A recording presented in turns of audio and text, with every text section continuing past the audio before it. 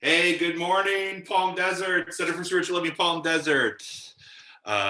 Look, our face coverings came in. So if you've ordered a face covering, make sure you jump in and call Elizabeth, or if not, call the office 760-346-4649. I almost gave you my cell phone number. Anyway, so they're in. So this is what our face coverings look like. So good morning. Hey, Ken, are you there?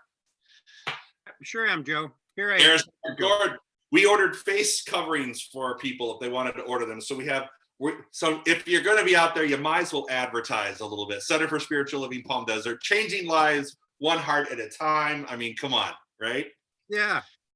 You know, put the message out there. So everybody, this is Dr. Kenn Gordon. The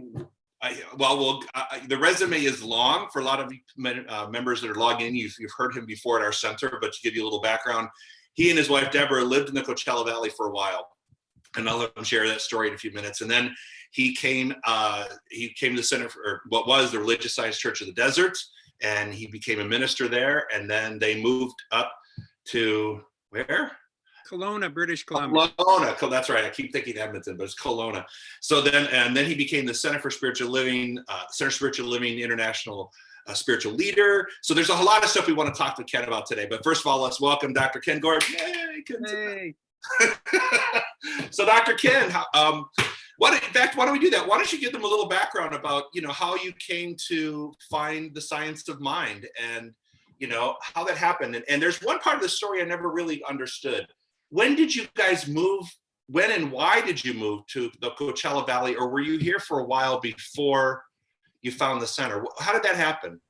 I was running a corporation in Vancouver at the time, a restaurant chain. And so Deb and I were involved in the restaurant chain. And what happened in the 80s was things slowed down. I became a consultant. I worked as a consultant for a while. And Deb's parents became snowbirds down in Palm Desert. And so they went down there and they had a place. And Deb's dad bought a ranch from Jim Neighbors, Gomer Pyle. Yeah. So I knew there was a story. There had to be. So there was 160 acres down in 58th and Jackson. And he picked it up with a partner, and it had been built by Paramount Studios. It was a 5,000 square foot rancher, but it had just become so decrepit, you couldn't believe it. And so he picked that up, and Deb and I went down to visit one year for, 3-4 weeks.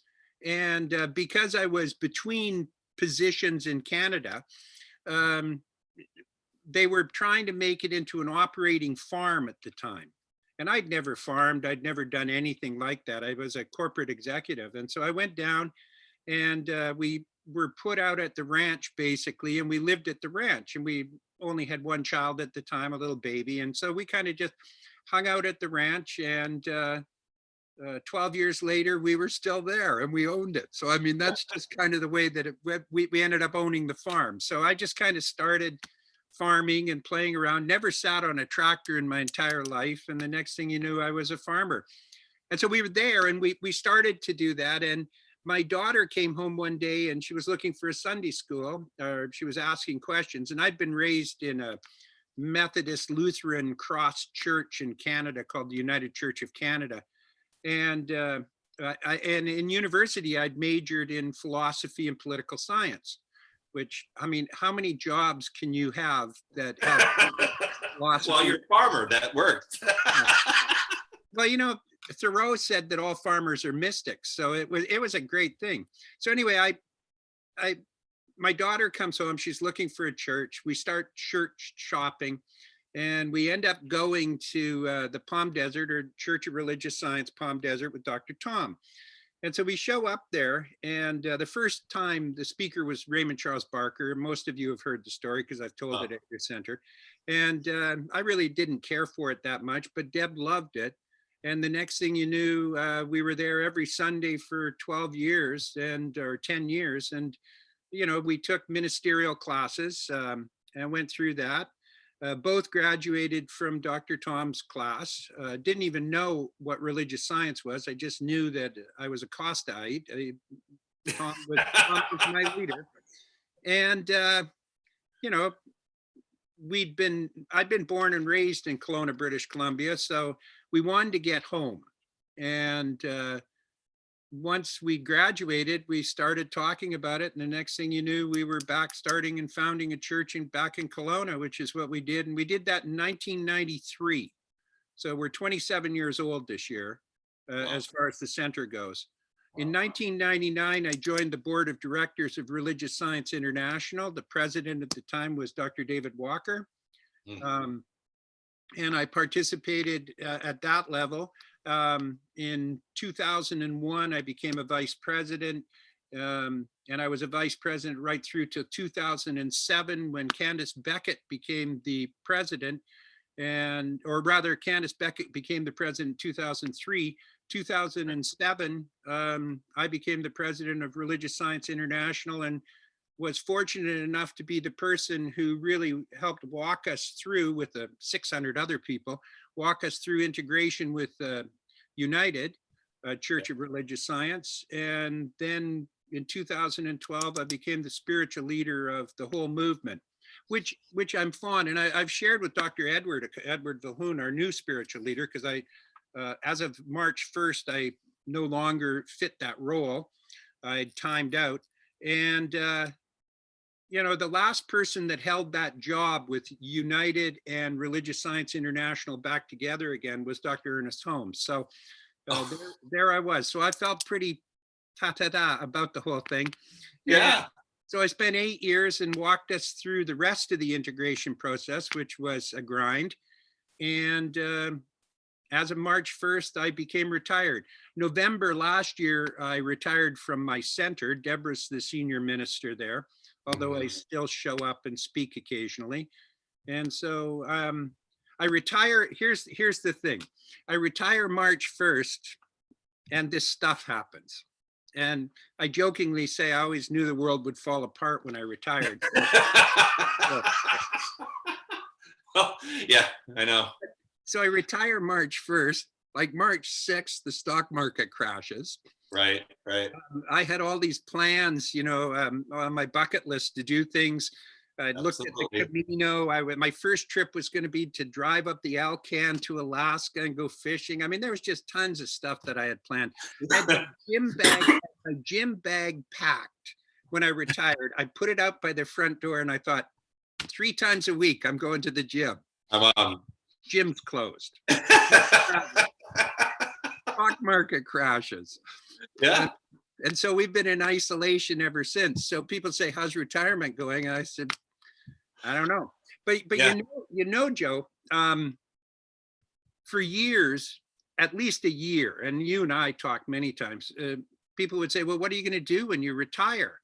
And I would jokingly say, join the PGA Senior Golf Tour or something. All I have to do is knock 45 strokes off my game, etc. And then in all honesty, I would inevitably go back, you know what? I don't know. I've been doing upper leadership plus running a center for 21 years, 27 years on the center, but 21 years in upper leadership. And I said, I think I've never had a sabbatical. I think what I'm just going to do is I'm just going to be quiet for a while and let spirit refine me and refine my passion and my vision and my goal. And it worked out. So in other words, we can blame you for all this. from your lips to God's ears. Well, you know what, though? I think a lot of people have gone through that process. I think myself included, Trey and I were talking about retiring and, we were supposed to be slowing down and, what's it going to be like when we retire and we're going to be together all the time. And what's that going to be like? Because we're not used to that. He's been flying 3-4 days a week for 32 years. It's worked out really well for us. And now we're like cooped up at home at the same time. But it was one of those things where we're talking about redefining. I think a lot of people had been rushing and doing at such a pace. And then the conversations they would have on the side, they'd be like, gosh, I just wish things would just slow down for a while. I just wish I could just gather my thoughts and put things in perspective. And I think there was this, at least I felt it, there was a large energy around this thing. Not that caused it, but certainly that is definitely an effect from it. that, people wanted all this time to figure out things and to dig deeper into who they are and where they see their life going. And what a better time to do it. I mean, we've been, that's why when we've been doing these classes online, one week we taught, we did a visioning class. One week we did how to make a vision board.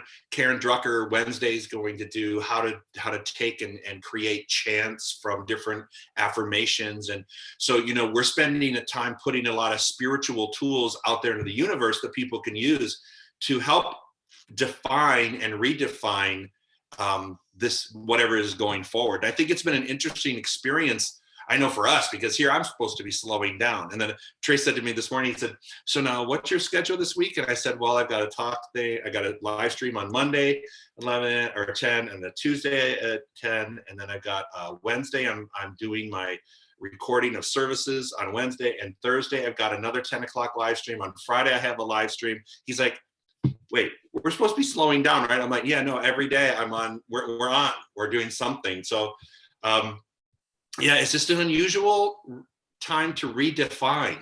It really, it's actually, I mean, at times I think there is a divine design. There's, I don't know what brought this into the experience, but how many times have we sat around at Asilomar and at these conferences and said, we are on the edge of an awakening, and we are on the verge and on the cusp. And we kept saying the verge and the cusp and the edge. And I think, I think we've actually fallen over the edge into that. I think we've been talking about being on the edge so long. I really think that this very well may be the thing that tosses us into that experience. We've been like clinging to the sideline of it. Yep. With humanity, do you think? Oh yeah, I do. As a matter of fact. And the key to it though is for us to remember this when we get back to what's so-called normal, when it comes back around again, and to realize our ability to go deeper by being alone and listening to our own inner self is an important thing. And there will always be people who don't do that. I mean, there'll be people there are people here in Canada right now who you wouldn't even believe that there was a pandemic going on. They're just acting like normal. Right. They're getting a lot of dirty looks, but they're acting like normal. Right. But I do believe that for me, it sure gives me an opportunity to appreciate what life looked like before.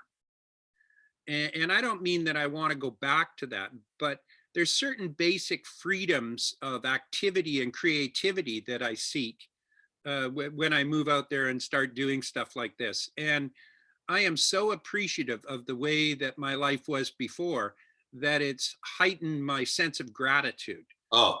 And if you can live in gratitude, I mean, that's the most attractive force in the universe. Seriously, if you just lived in gratitude for the things that are around you, you would draw and attract such goodness into your life. Our problem as human beings, though, is we have a tendency to really focus on what we're not grateful for and let the 99% that we are grateful for drift off into nowhere.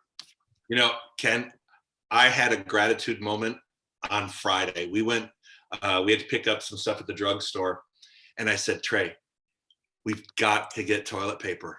I mean, we are down to like 2 rolls of toilet paper, and every time we go to the store, there is none. And I tell you what, we scored a 12-pack, and I was just like, oh my God, over toilet paper. I mean, I was just, the things you take for granted. We went to the grocery store. You're only allowed to purchase 2 types of meat, no more, not 2 of each, 2 types. You can have a beef and a chicken, but you can't have 2 chickens and 2 beefs. I mean, and you see these shelves that are empty of cleaners and paper products, and the shelves are empty over here. And you go, wait a minute, you know what?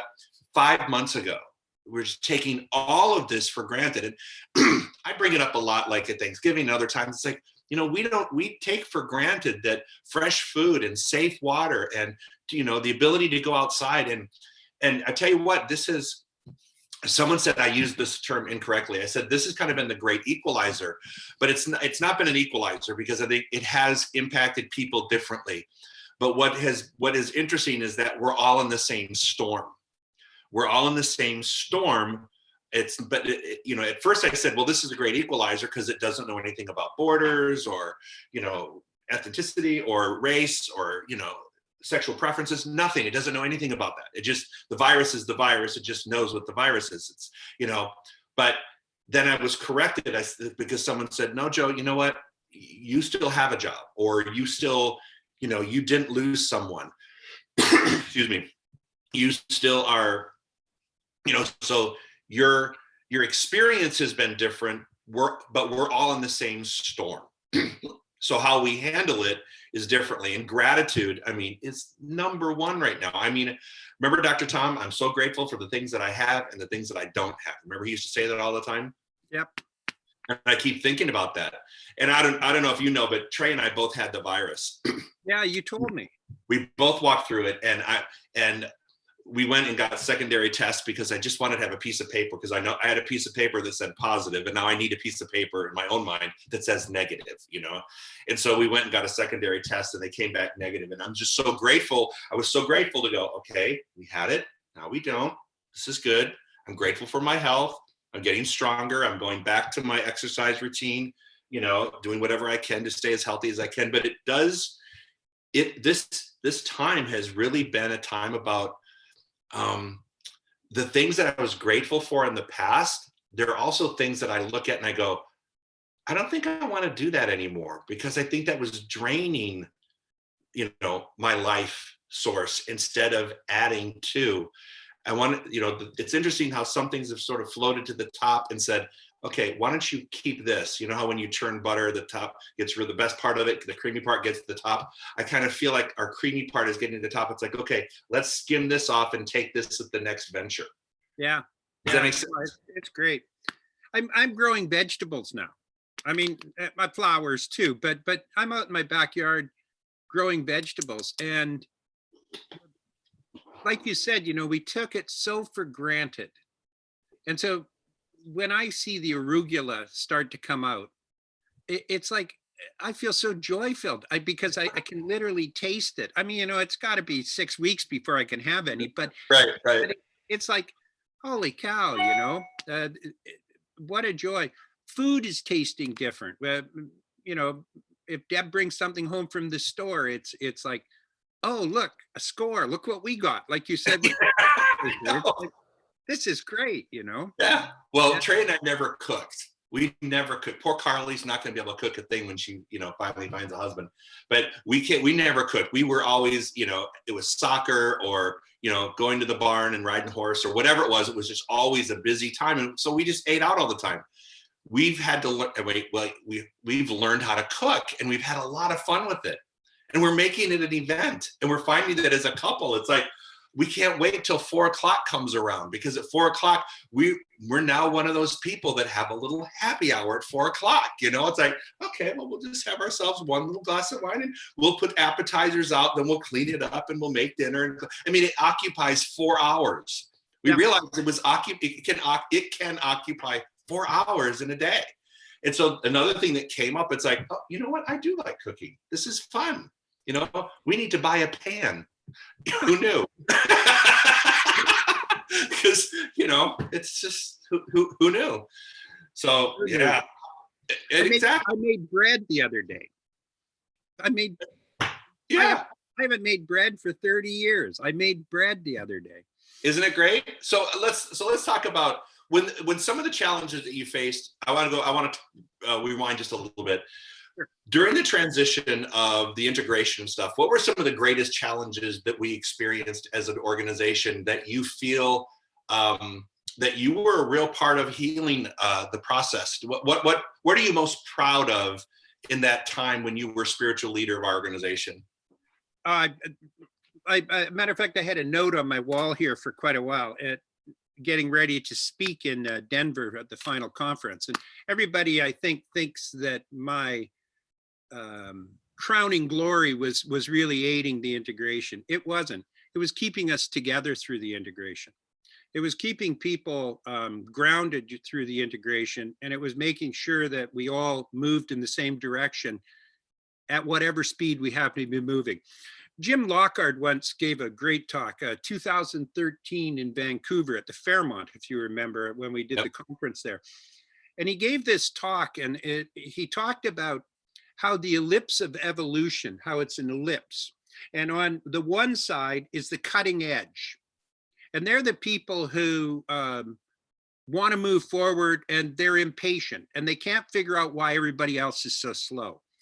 And then he says at the other end of the ellipse is the trailing edge. And the trailing edge are the people who are saying, over my dead body will this happen. I'm not going to change. I'm not going to participate. I mean, you and I can put faces to both sides. Okay? Yeah, yes, we can. And I was talking with him, and we were talking about my role, the role of the spiritual leader. And I mean, it's got many, many different levels to it. But one of them is, I said to him, my job, and I think we can agree that he's on the cutting edge, and my job was to hang on to his belt while he moved forward. Yep. At the same time, hanging on to the person who says over my dead body on the other side. Yeah. And to act in between the two to make sure that we move forward together as a collective consciousness rather than fragment, because this side doesn't want anything to do with it. And this side is bored how slow we're moving. And what we need and what we're seeing represented in what we're doing is we're seeing the collective consciousness come to a demonstration and a manifestation. And as an organization or as a movement, which is better to put into the New Thought movement, it's absolutely vital that we keep ourselves together to maintain that collective consciousness, so that what we can do is be an act of the tipping force. So that when we enter, and you know as well as I do, there's a micro consciousness and a macro consciousness. The macro consciousness is the consciousness of the world. The micro consciousness breaks into individual consciousness, church consciousness, national consciousness, etc. And the thing is that we want to affect the macro to the best we can. And to do that, we need a collective consciousness that is strong enough that what it can do is change the momentum of what's moving. Change from moving forward out of fear to moving forward out of joy. Change from moving forward out of lack and instead move forward out of recognizing the plenty. And so I always viewed that as my job. And the toughest thing to do often was to hang on to the belts on either side and keep everybody moving at the same pace, despite the fact that they'd get upset. So I had to make friends with the cutting edge people and develop compromise and say, okay, we can try this and see what happens with it, and then run back and grab hold of the old codger on the other side and basically leverage him into moving forward with us for a higher purpose rather than the individual withholding. Right. Oh no, it was a challenge. I mean, I remember that Asilomar day when we had those agenda items, when we were the old organization that we're talking about forwarding the merger, saying, you know, basically giving walking papers to the board saying, you need to like have this conversation. And I remember people saying, withdraw that motion, Joe, withdraw that agenda item.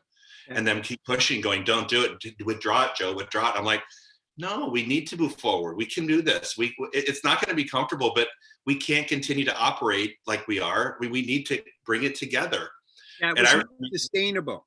And you wrote most of the resolutions that came forward.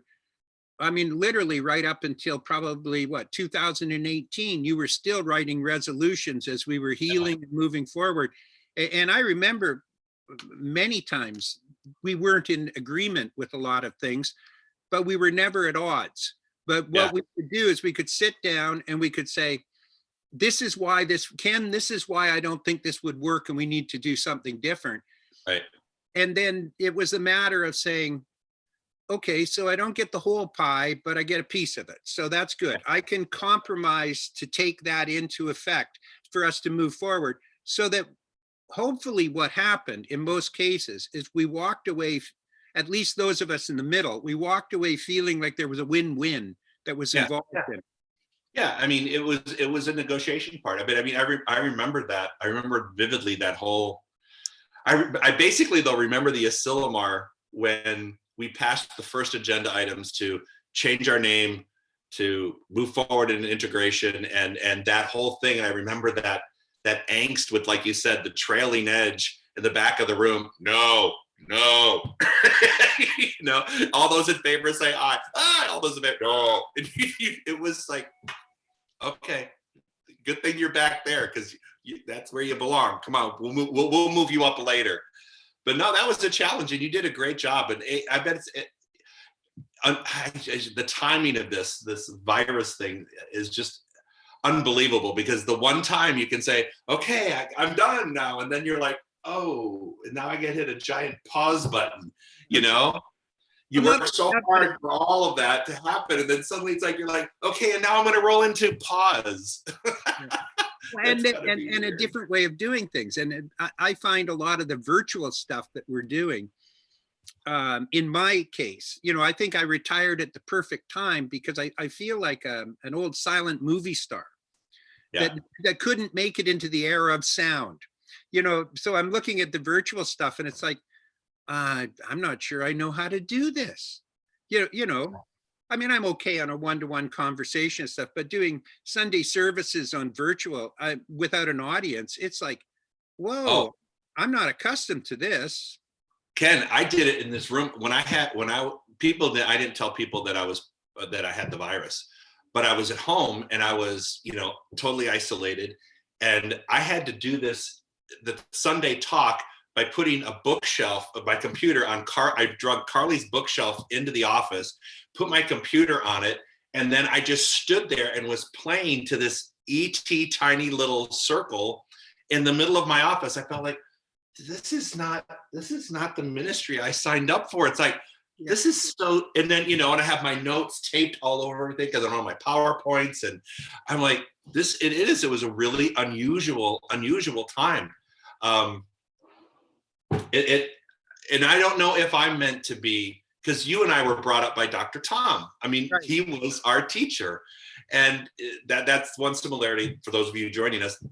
Both of us were training with Dr. Tom Costa. We all got our ministerial license here in Palm Desert.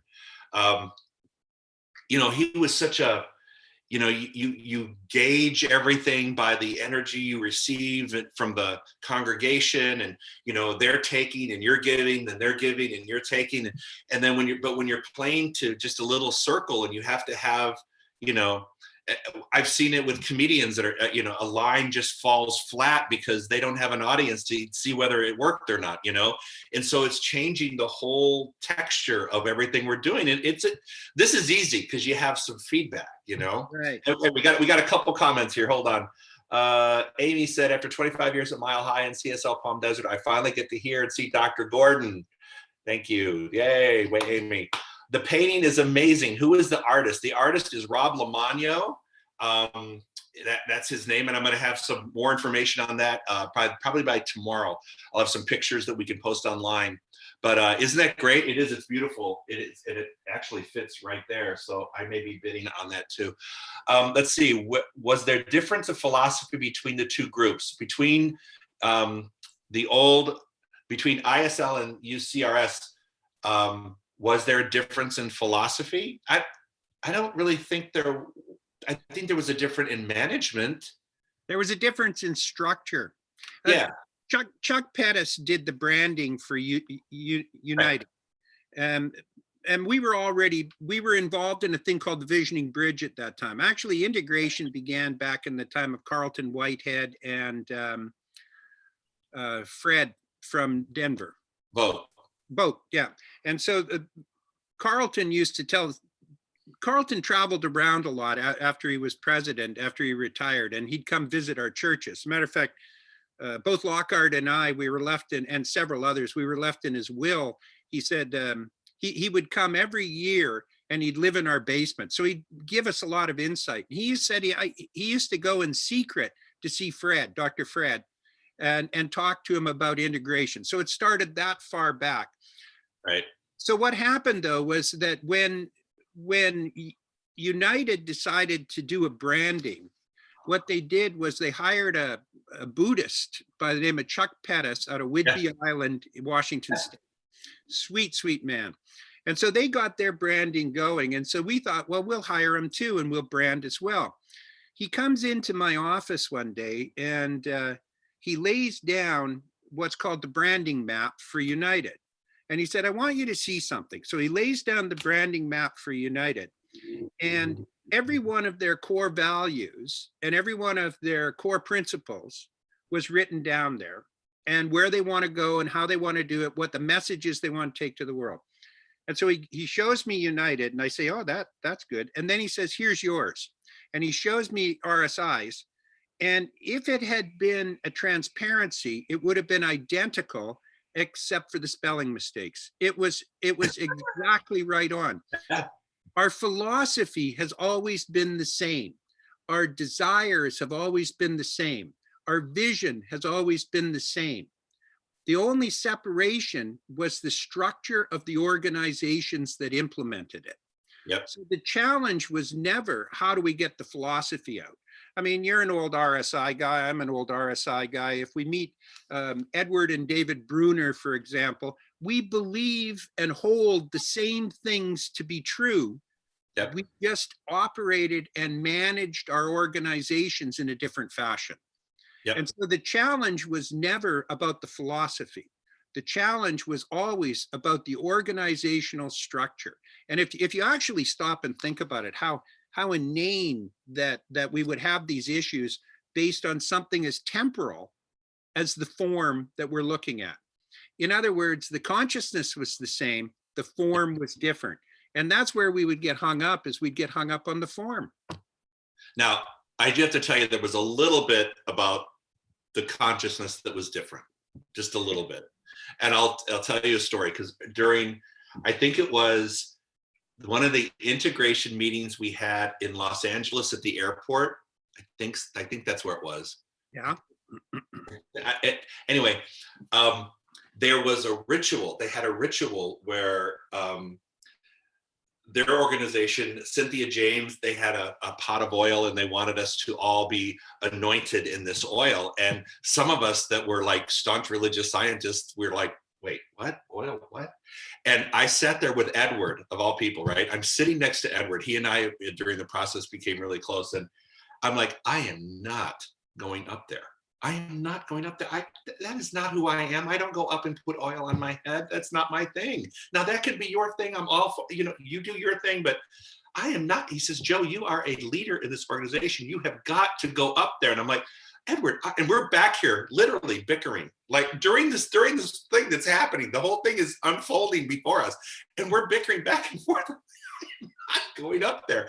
And he's like, I will take your hand and you will walk up with me. We will walk up together hand and I will hold your hand. I'm like, it's not that I'm afraid, you doofus. I'm not afraid of that. I don't want to walk up and do this oil on my. So he's like, you're a leader.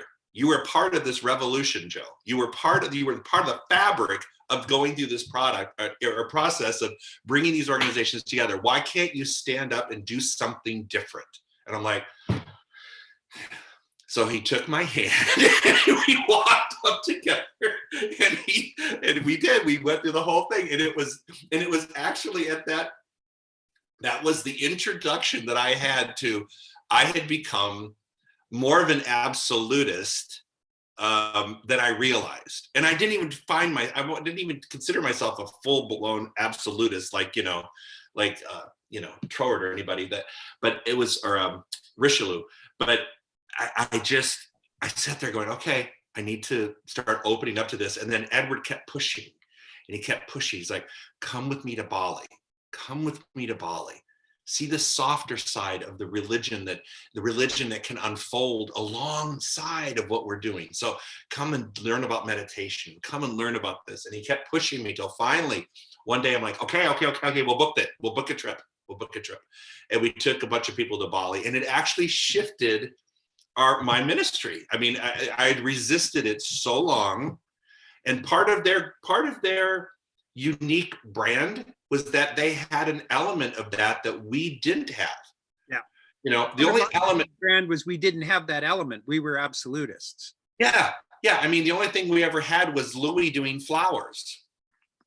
And candy and Silmar and Sufi dancing, you know, that it was there, it was below the surface, but our whole teaching, our whole training, and I'm not talking about Tom, who actually was a very, very sensitive person, but our whole teaching was based on the fact you don't need anything outside of yourself to transform anything. Right. Everything's done in mind. When people used to say, close your eyes, you put your fingers together like this to meditate, Right. it's all done in mind. It's got nothing to do with the form. And they exactly argue with oil. It has nothing to do with oil. I'm already there. Why do I need to do this? That's right. Remember when James Golden, though, did it at Arrowhead that year? And James Golden came to Arrowhead one year, and he had a bottle of oil with him. And as part of his talk, what he did was he said, I will bless anyone who wants to be blessed. And I remember sitting there, and I was a vice president at the time, and I knew that I saw certain people stand up and walk out of the room and everything else. And Jim Terrell was due up to speak next. And Golden had no idea what he was doing. I mean, he had total idea about the blessing, but he had no idea what time frame it would take. And he started to bless people. There was a line that went for 2.5 hours. No. Yes, and he stood there, and every person, he blessed them and touched their Tao spot, and then moved them on and gave them a blessing. And he was the president at the time, and he gave them a blessing, and he just finished being the president, and he would move them off. It was one of the most spectacular events that I can remember being at. And it totally stopped the conference, but it showed how 400 people, 20 left the room, 380 people wanted to be touched and wanted to be blessed in a ritualistic sense. Yep. And that was an introduction to me that maybe perhaps I should have more feeling attached to what I do. Do you know that when Dr. Kennedy Schultz passed on, I'm told, I don't know that this is true, but I've been told it several times, that his last, and he was an absolutist, okay? Oh, yeah. But on his deathbed, it is recorded, I've heard, that his last words were, I should have loved more. Mm. Yeah, because he was pretty in the head. Yeah, he was rigid, yeah. Yeah, we were constantly told that we're too much in our head by United when we were doing the integration. You know, we were raised in the mental science of it, which believe me, has served us. If you have done this through your trip to Bali, and thanks to Dr. Edward, our new spiritual leader, but it has opened us up. It's opened up our hearts. We have transformed and moved from 1993, from our head to our heart, and brought them into alignment more than we've ever had before. I agree.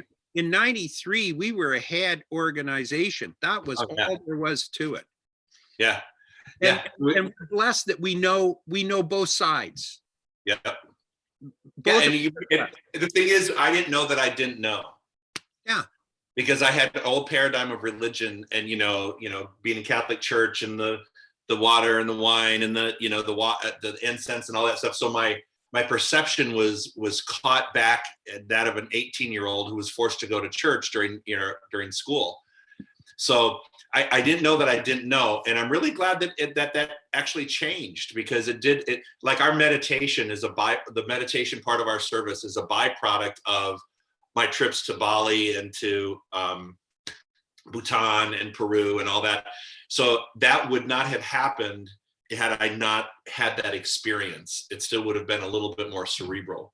I mean, I remember during some of our business meetings, we would get at Asilomar, the old organization, where we would get into, I would be engaged in some sort of an argument on the floor with people debating something, and there was this conflicting energy, and Sue Rubin would just march up to the microphone and just take it out of order and go, I think we need to pray right now. And she would just start a prayer right there at that moment. And everybody would be like, that was the only time I ever felt like there was this reset that happened around that stuff, because we just kept doing what we were doing headwise, and she brought it in, to a different space, and it changed the energy around it. It was fascinating. So I think that was one thing if there was a difference, that would be I think we were literally, because I remember the branding studies, the transparency, it would be like putting one over the other.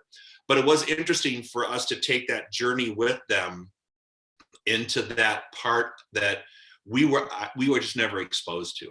I don't, for whatever reason, we were just never exposed to it. Because I think we had the likes of Kennedy Schultz and Raymond Charles Barker and Frank Richelieu and those people that were kind of, they weren't going to get involved in that stuff. But anyways, it was an interesting journey. So what's next for you? What's next on the horizon for Kenn and Deborah? So Deborah's you're going to keep the church then? Oh, Deb's still there. I mean, obviously we're of that genre that it's time for us to let it go. So we've got a ministerial class that we're training right now. It's our 4th, I think. And we have 10 brilliant students that are participating. And I think that I'm out. I still attend every Sunday and help Deb and support her and stuff. And I occasionally speak, although less and less and less. And I don't teach anymore to speak of. They'll bring me out maybe once a year to do a special class, which is usually pretty well attended. I think once this isolation gets over, I'll get back to my bucket list. I traveled 200 days a year I traveled over 100 days a year for over 15 years. So, I mean, I yearn for that. I'd like to see the airplanes go over now, and I wish I were on them. But the truth is that there's not that many airplanes going over right now. Right. I live in a town of 200,000 people in South Central British Columbia. So it's not exactly an urban area. I think probably I'll get back and I'll find what I'm missing. I'm doing it right now through gardening. I've got my paints out, so I'm getting ready to start painting again. I've done lots of nice paintings. And I know that there's a book that might be called upon, but I don't want to push it, and I don't feel like it right now. Yeah. I want to get back into living my life. Yeah.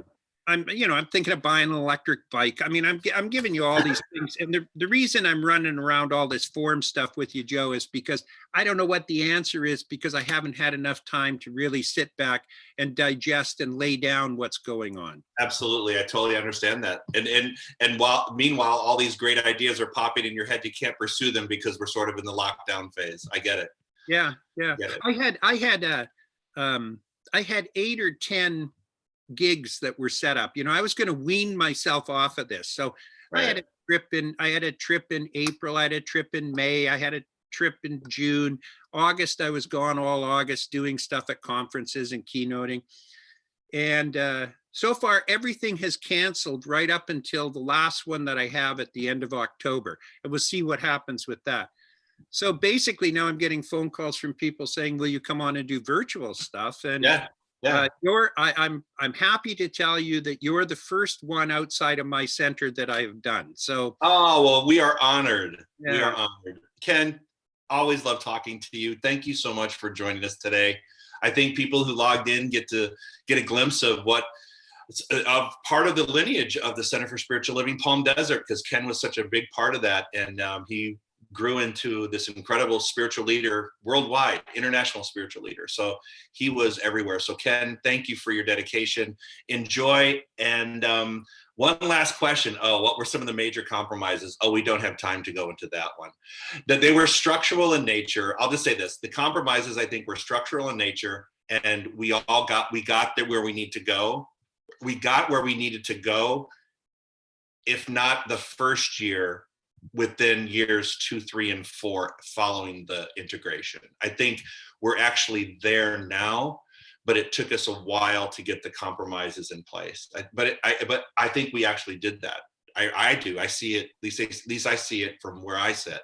That a lot of those things were adjusted. It took a little bit of time because you had the leading edge, you had the trailing edge, and it took time to herd the cats and get everybody into where they needed to go. So, but you did an excellent job, Ken. I love you so much. Give my love to Deborah. Everybody, thank you so much. And let me ask you I'm just gonna put this out there. Once again, we would really appreciate your love offering, your donation. We have continued to pay those employees that still continue to be on our payroll. So we would love for you to make some sort of a love offering. I'm being really honest, people want us to be what we were before all of this happened. In order to do that, we're asking you to be who you were and during and continue through this process so we can be there when you're ready and we're ready to get back in person at that beautiful center. So please continue to support us. We really appreciate it. Anything you can do, everything is appreciated. Oh, one more thing. That painting, I'm going to have information on it. We're going to do an online auction. The bidding's going to start at $300. And I will have more information. I did not come prepared for that. I will be prepared for that next in my broadcast tomorrow. And tomorrow is was going to be with Edward, but Edward had to cancel. But I do have a great substitute. Reverend David Alt is going to be with me tomorrow and talk about his journey and also his foundation. He does some wonderful work around the world. So he'll be with me tomorrow at 10 o'clock. We've got Karen Drucker's chant workshop at 10 o'clock on Wednesday. On Thursday, Reverend Charles will be back with me, and then I'll be back with Laura on Friday. We've got meditation on Saturday. So again, every single day, Center for Spiritual Living, 10 o'clock. So we did this jazz hands, 10 o'clock, Center for Spiritual Living. Dr. Kenn Gordon, thank you so much. We love you. Give my best to Deborah. We'll be in touch. Thank you, everybody. Have a great day. Enjoy your Monday. Thank you.